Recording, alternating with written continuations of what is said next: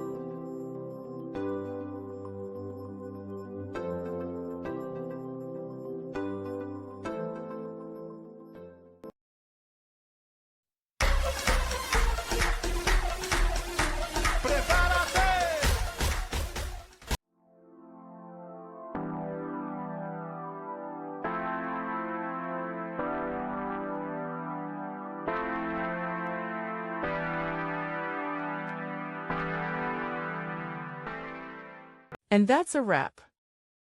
I hope you found the answer you were looking for.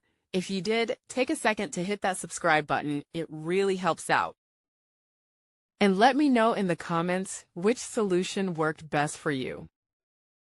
See you next time in the debug zone.